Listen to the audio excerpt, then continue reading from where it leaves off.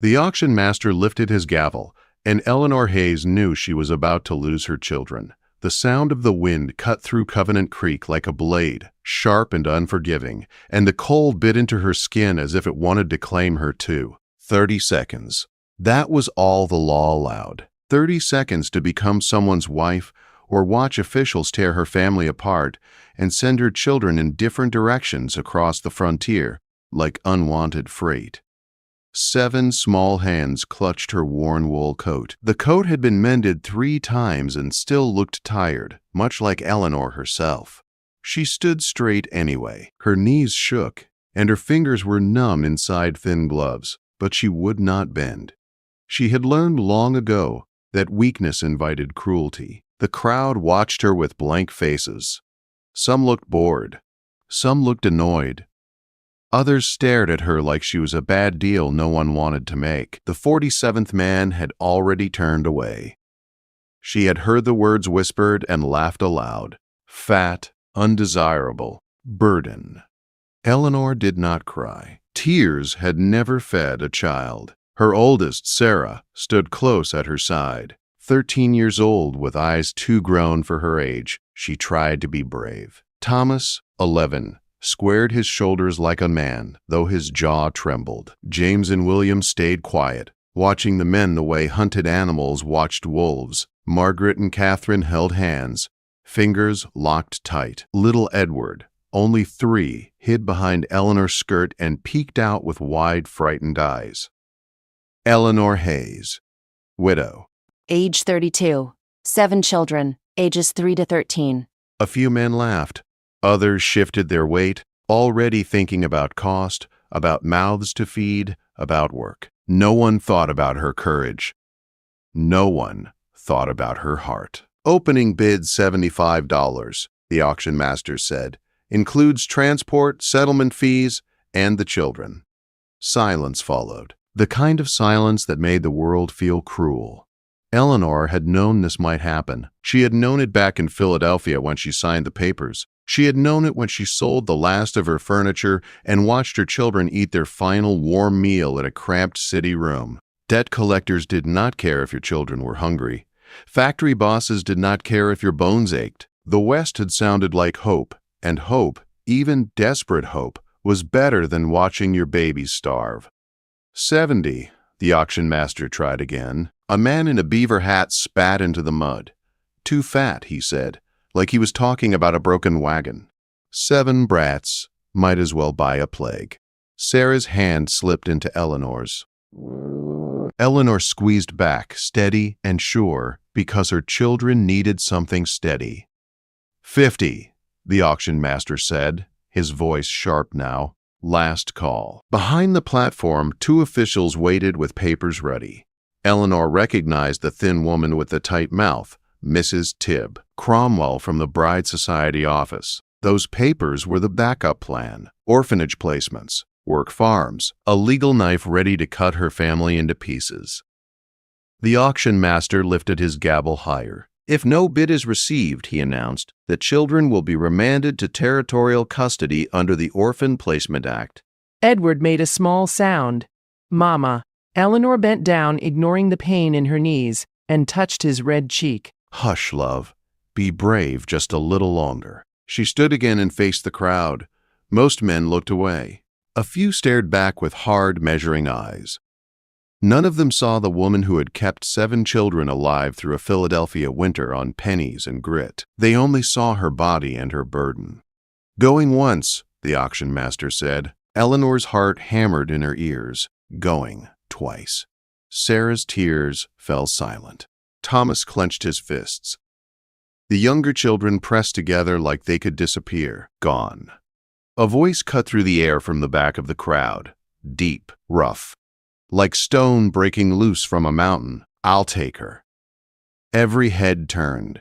The man who stepped forward did not look like he belonged in town. He looked like he belonged to the mountains themselves. Tall and broad, dressed in buckskin and fur, boots leaving deep prints in half-frozen mud. Dark hair fell past his shoulders, streaked with gray. His face was hard, sharp cheekbones, a jaw like carved stone, and eyes the pale color of winter ice.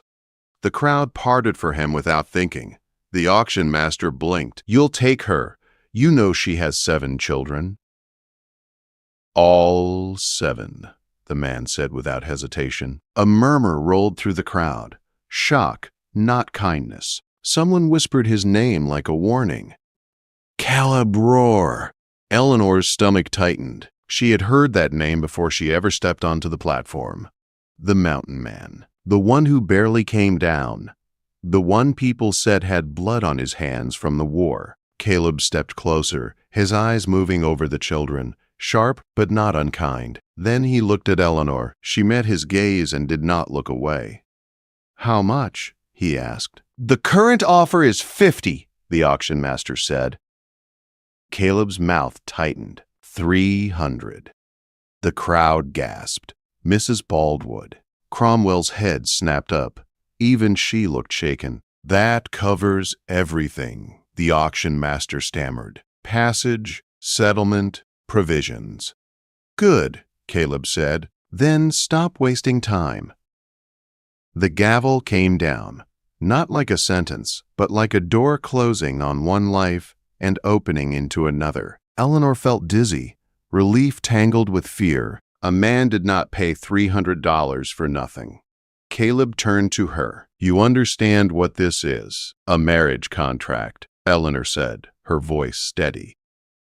"Shelter and food for work. A roof for my children." "That's right," he said.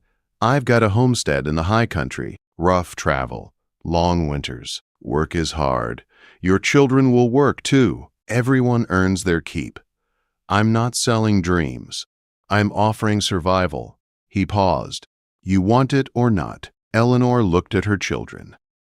7 lives waiting on her answer. She glanced once at the officials and their papers, then back at Caleb Roar. "I want it," she said. "I accept."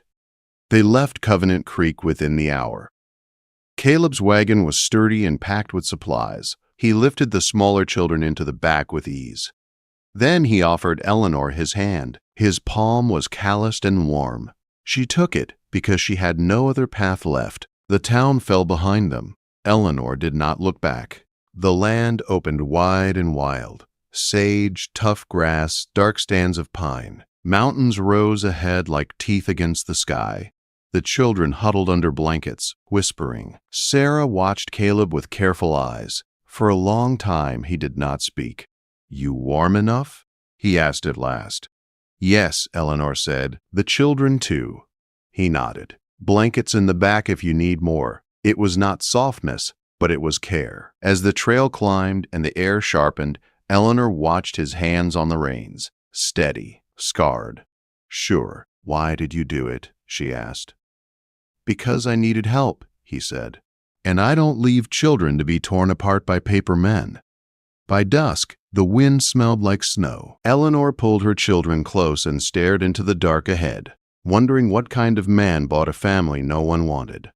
And why the town seemed afraid of him. Somewhere beyond the trees and the cold was his homestead, and Eleanor felt that what waited there was not just hard work and winter storms, but the truth about Caleb Roar. The storm came down from the mountains before sunrise on the second day of travel.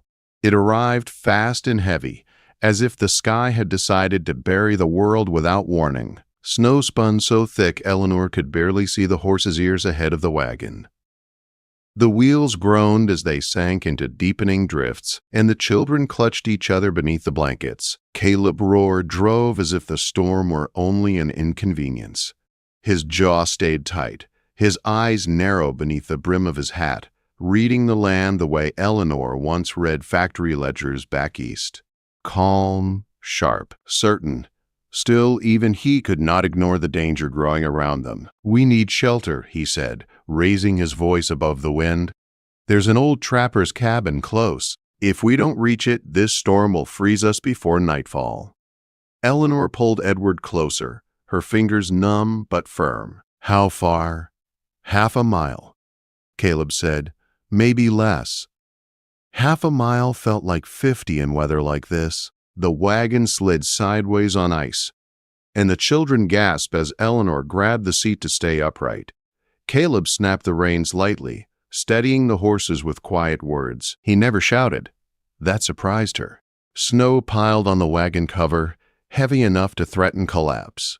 Eleanor pushed it off when she could, her arms burning, her breath sharp in her chest. Then Caleb pointed through the white blur.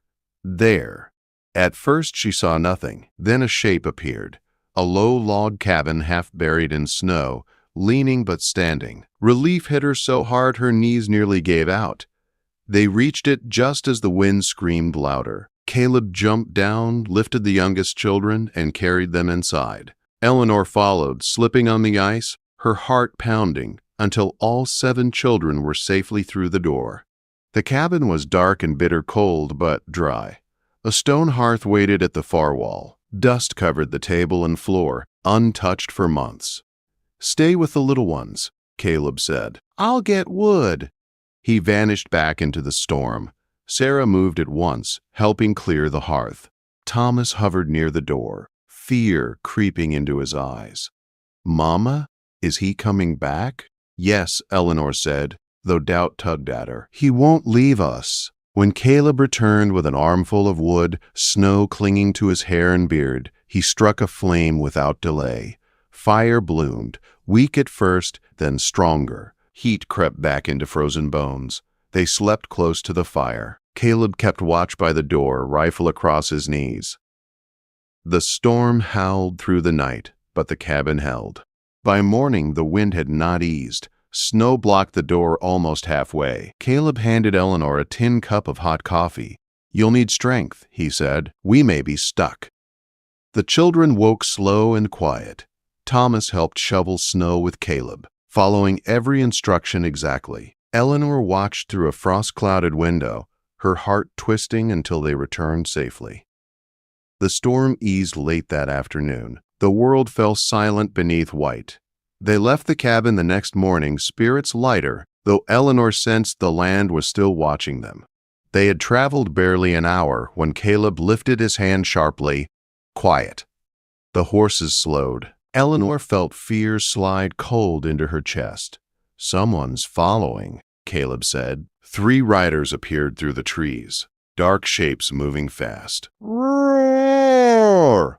a voice called. "Hold up!" Caleb muttered a name Eleanor had never heard spoken kindly. Crowley. The riders cut in front of the wagon, forcing them to stop. The lead man smiled, a long scar pulling at his cheek as his eyes slid over Eleanor and the children. "Looks like you picked up cargo," he said. Eleanor pulled the children closer, rage and fear tangling in her chest. "You have something I want," Crowley said. Caleb's voice dropped. "Ride away." Crowley laughed. "A woman like her would last longer with me. The kids, too. Plenty of use for them." Something snapped inside Eleanor. "We don't belong to you," she said, her voice shaking but strong. Crowley reached for his pistol. Caleb fired first. The bullet tore Crowley's hat free. Horses reared. Snow exploded into the air.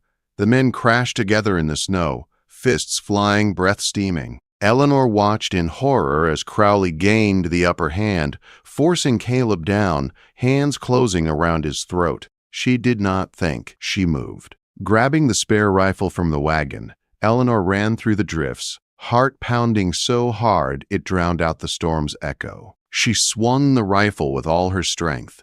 The wooden stock struck Crowley's head. He collapsed into the snow. Caleb pushed free, coughing, stunned. He stared at Eleanor like he was seeing her for the first time. "I protected my family," she said simply. Crowley's men dragged their leader away, fear finally winning over greed. Silence returned to the mountains. They rode on without speaking for a long time. When the forest opened, a valley appeared below, guarded by rock and pine. A solid log cabin stood at its heart. A barn, fences, firewood stacked high. Caleb slowed the wagon. "Welcome home." The word felt heavy and fragile. The children ran ahead, laughter breaking free at last. Eleanor stood beside Caleb, breathing in the sharp mountain air, feeling something settle deep in her chest. Not safety yet, but the promise of it. The valley was quiet after the wagon stopped, the kind of quiet that felt deep and old. Snow rested on the tall pines like a careful hand, and the mountains stood around the homestead as if they had chosen to guard it. Eleanor climbed down from the wagon, her boots sinking into the soft snow. And for the first time since Philadelphia, she felt the ground beneath her feet did not want to push her away. The children scattered with cautious excitement. Thomas ran toward the fence, testing its strength. James and William stared at the barn like it was a castle. Margaret and Catherine stayed close, holding hands, while Edward pointed at the smokehouse and laughed, the sound bright and surprising in the cold air. Sarah stayed near Eleanor, her eyes taking in every detail, already measuring this place the way a grown woman would. Caleb stood beside Eleanor, watching them all. "They'll be safe here," he said quietly. "Safer than anywhere else I know." Eleanor nodded. Her throat felt tight. "It's more than I hoped for." He turned toward the cabin. "Let's get them inside. Cold will creep up fast." The cabin was solid and warm, built with care and patience. Inside there was space enough to breathe. A long table, shelves lined with jars, hooks for coats, a wide hearth that promised heat even in the worst winter. Eleanor moved through the room slowly, touching the edge of the table, the back of a chair, as if making sure it was real. That first night, they ate stew Caleb had prepared earlier, thick and filling. The children ate until their bellies were full, then ate a little more just to be sure. Eleanor watched them, her chest aching with relief. No one rushed them. No one counted bites. Later, after the children were asleep in makeshift beds near the fire, Eleanor stood alone at the window. Moonlight spilled across the snow, turning the valley silver. Caleb joined her, keeping a careful distance. "You were brave today," he said. "So were you," she answered. He shook his head. "I've fought men before. That wasn't new. What you did was." Eleanor thought of Crowley's hands on Caleb's throat, thought of the way fear had vanished when her children were threatened. "I won't let anyone take them," she said. "Not ever again." Caleb studied her, then nodded once. "Neither will I." Days passed, then weeks. Winter settled in hard, but the homestead held. The children learned their chores quickly. Thomas helped with wood. James and William learned to care for the animals. Sarah kept track of supplies with Eleanor, her careful mind sharp and steady. Margaret and Catherine learned to cook simple meals, laughing when flour dusted their noses. Edward followed Caleb everywhere, his small boots leaving uneven tracks in the snow. Eleanor worked from dawn to night. She cooked, cleaned, mended, and managed the household with quiet skill. She stretched supplies without complaint and kept peace among tired children. Caleb noticed everything, even when he said little. One evening, as snow tapped softly against the windows, Caleb spoke while sharpening a tool. "Town will talk," he said. "They always do." "They already did," Eleanor replied. "I survived that." He glanced at her. "Crowley won't forget." "I won't either," she said. Caleb nodded.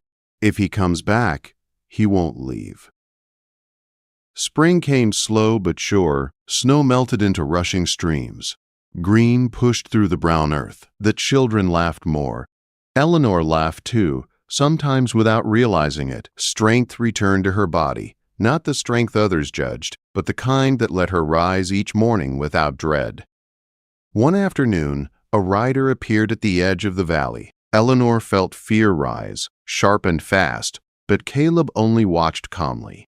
The rider stopped at the fence and raised his hands. It was a lawman from Covenant Creek. "I heard Crowley was run out of the lower valley," he said. "Men say he won't be coming back this way." Caleb said nothing. Eleanor stood beside him, her shoulders square. The lawman looked at her, then at the children playing behind the cabin. "You built something solid here?" he said. "Not many do."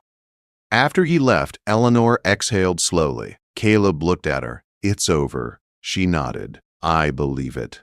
That night, they sat on the porch as the sun dipped behind the mountains. The children's voices floated from inside, warm and safe. Caleb rested his elbows on his knees.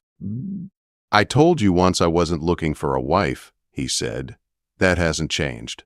Eleanor turned to him, calm and steady. I wasn't looking to be saved. A small smile touched his mouth. Good. He faced her fully. But I was looking for someone who could stand beside me. Someone who wouldn't break. Someone who would choose this life. Eleanor looked out at the land, at the cabin, at the mountains that no longer felt like enemies. She thought of the auction platform, the gavel, the papers waiting to tear her children away. I choose this, she said again, every day. Caleb reached for her hand, not rushed, not demanding. When their fingers met, it felt right, solid, earned. By summer, word had spread, not about the auction, not about the price, but about the woman who stood strong in the high country, about the mother of 7 who faced down a dangerous man and did not flinch, about the mountain homestead that thrived when others failed. Eleanor Hayes was no longer a burden in anyone's story. She was the heart of her own, and in the quiet valley, surrounded by her children's laughter and a man who saw her worth from the start, Eleanor finally knew what it meant to belong.